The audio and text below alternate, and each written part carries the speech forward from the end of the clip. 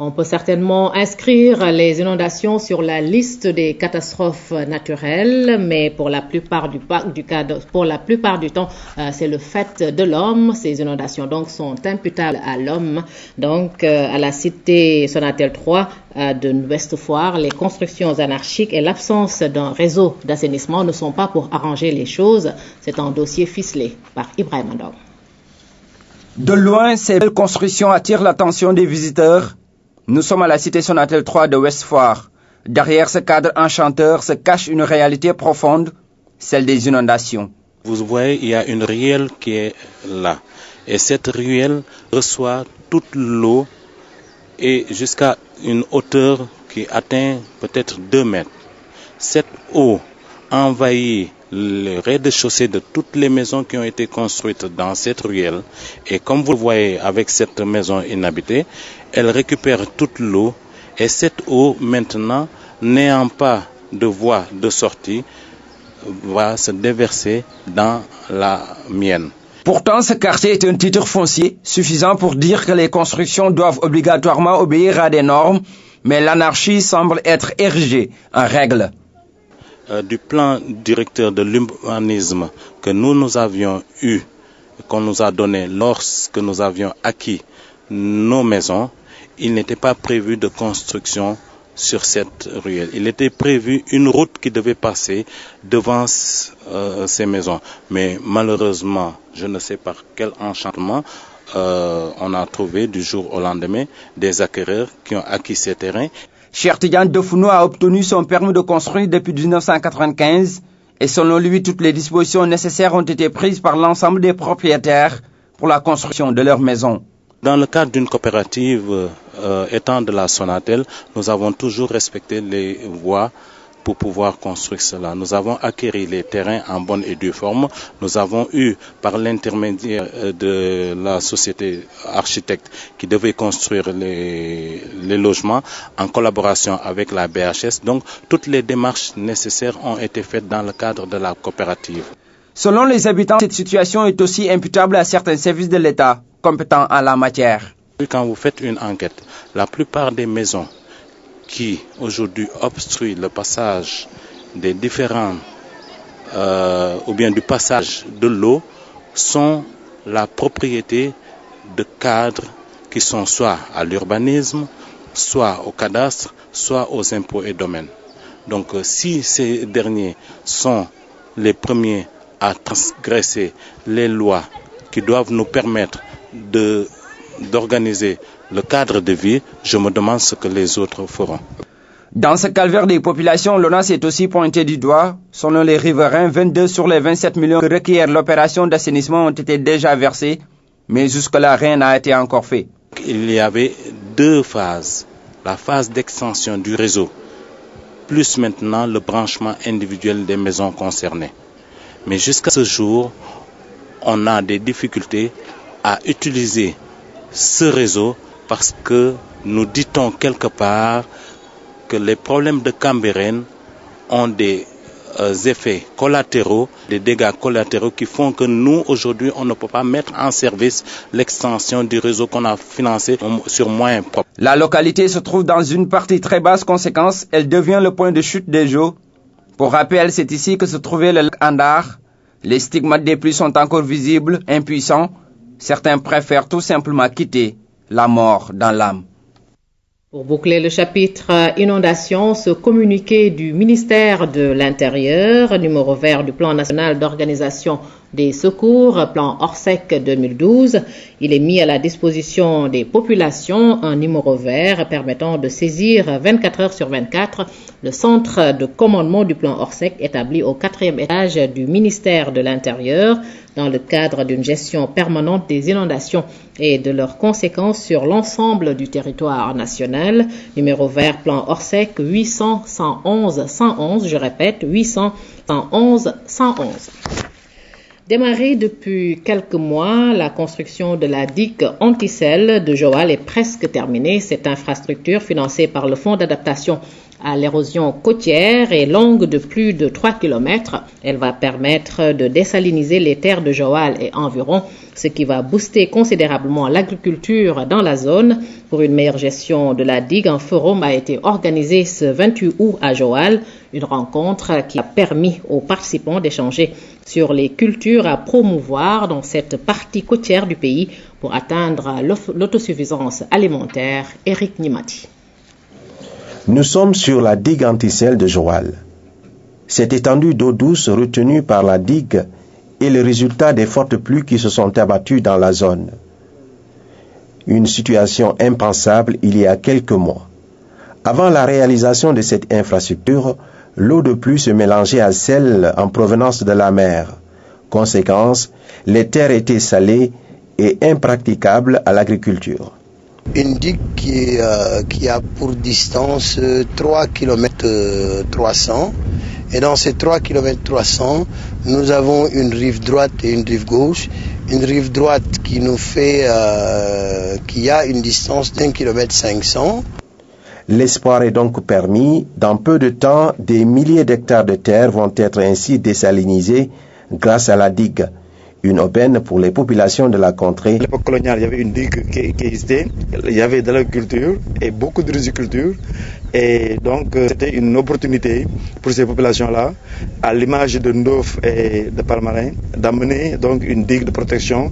Et ça lutte contre la salinisation des terres. Je pense que si on arrive à maîtriser l'eau pendant un certain temps après l'hivernage, je crois qu'il y a des possibilités de pouvoir faire du maraîchage. Pour une meilleure gestion des terres, un forum a été tenu à Joal. Il a réuni les membres des ONG Dynamique Femmes et Green Sénégal, l'État et ses partenaires du secteur de l'environnement. Pendant longtemps, des projets sont venus s'installer dans les zones, réaliser des ouvrages et ne pas associer les populations. La démarche ici a été que déjà dans la conception, les populations étaient associées. Et dans l'utilisation même de l'ouvrage, on est en train de discuter à travers ce forum pour voir quelle utilisation il faut en faire pour non seulement pérenniser l'ouvrage, mais pouvoir tirer profit de la réalisation de l'ouvrage. D'après ce qu'on a entendu, donc je crois que les techniciens vont nous encadrer et vont nous suivre pour que quand même qu'on puisse quand même connaître ces noms de riz. Outre ces débats sur le choix des espèces rizicoles, les discussions ont également abordé la question de la dynamique organisationnelle. Le rôle et la mission du comité de gestion de la digue anticelle ont été au cœur des échanges, une façon pour les différents acteurs d'anticiper sur les conflits futurs. Former le Fatick du futur, c'est le slogan du collectif des cadres de la région de Fatick, le COCAREF. Ses membres veulent mettre à la disposition du gouvernement leur expertise et compétences pour développer la région. Un plan d'action a été élaboré pour mener une série d'activités dans la zone reboisement des terres salées et visite des zones inondées ce week-end pour donner le coup d'envoi. Fantabachi. Ouyal Sandé, communauté rurale de Mbelekadia, arrondissement de Diaksao, région de Fatick. De vastes marais salants occupent une grande partie du territoire, transformant la zone en terre salée ou tan. Le sel a envahi toutes nos terres. La majeure partie des surfaces agricoles est constituée de tan. Une activité de reboisement, de plantation d'arbres, parce que cela un peu de concours donc, à l'amélioration du cadre de vie et contre lutte contre la dégradation des terres dans le Fatick. Des plants d'eucalyptus sont mis en terre. L'espèce contribue à la récupération des sols salés. Nous faisons des plantations d'eucalyptus et de niaouli afin de récupérer les terres dégradées et de les remettre aux agriculteurs pour la production agricole. Pour nous, autorités administratives et locales, de sensibiliser les populations en les invitant à planter de plus en plus d'arbres. Ce que tu fais pour moi, sans moi et contre moi. Donc, je trouve que c'est normal qu'on vienne participer à cette initiative. L'opération marque la relance des activités du COCAREF, le collectif des cadres de la région de Fatick. Créée en 2005, l'association avait connu une pause entre 2008 et 2011. Il s'agira spécifiquement de créer un cadre de concertation, de partage et de mise en synergie des compétences pour investir sur le développement de la région. L'État ne peut pas tout faire. Les natifs du coin, nous devons mettre notre pierre dans la construction de l'édifice. On a beaucoup de cadres spécialisés qui sont issus de la région de Fatick. Malheureusement, on ne les utilise pas autant qu'il le fallait. La délégation a quitté les terres salées de Ouyal Sandé pour se rendre dans les zones inondées, notamment à Mbouban Darel. Sur place, les cadres de Fatick ont pu constater l'abondance de l'eau dans la zone. Ils ont décidé de poser le problème au niveau des instances du COCAREF pour régler définitivement la question des inondations dans la région de Fatick.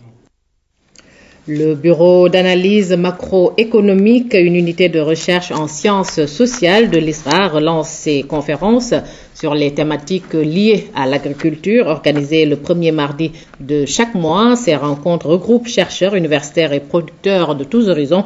Le thème de ce mois, utilisation du bioéthanol issu de la canne à sucre comme complément de l'essence, a suscité un engouement particulier vu la situation de crise énergétique que traverse le monde actuellement.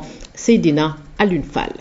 Le BAM renoue avec les débats sur les enjeux liés à l'agriculture, des rencontres qui regroupent chercheurs, universitaires, décideurs, producteurs et associations de consommateurs. Le BAM travaille sur des thématiques de recherche particulières.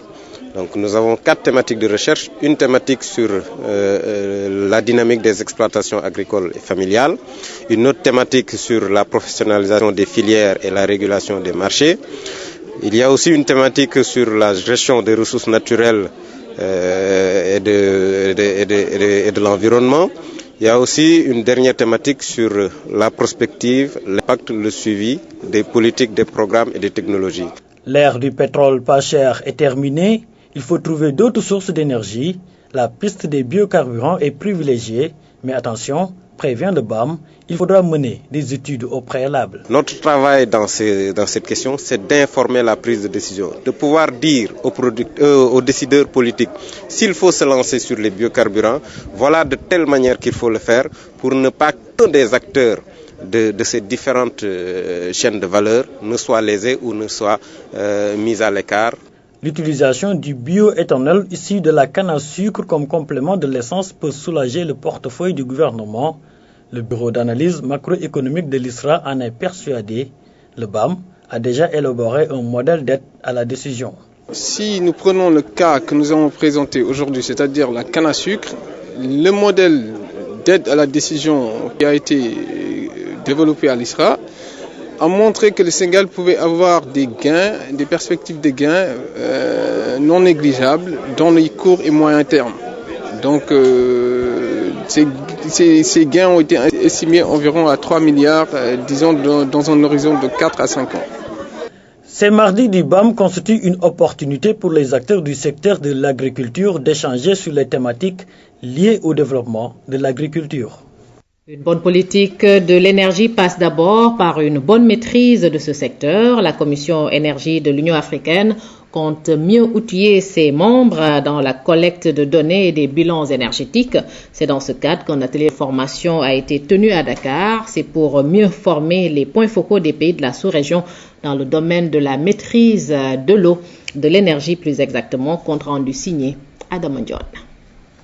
En Afrique, plus de 60% de la population n'ont pas accès à l'énergie commerciale et utilisent le bois de chauffe. Le constat est amer. Une politique énergétique efficace pour le continent africain s'impose. La Commission énergie de l'Union africaine s'engage. Après l'Afrique du Sud et le Cameroun, cet atelier de Dakar suscite de l'espoir. L'objectif, c'est d'asseoir une base de données énergétique africaine et d'abord former les différents points focaux nationaux de tous les pays de l'Afrique de l'Est et 2 des pays de l'Afrique du Nord. Donc, pour pouvoir avoir une base de données efficace continentale, il faut d'abord asseoir la base de données nationale. Et l'atelier, effectivement, va permettre de voir pour chaque type de source d'énergie comment procéder à la collecte, comment procéder à la validation et comment les intégrer dans ce qu'on appelle un bilan énergétique.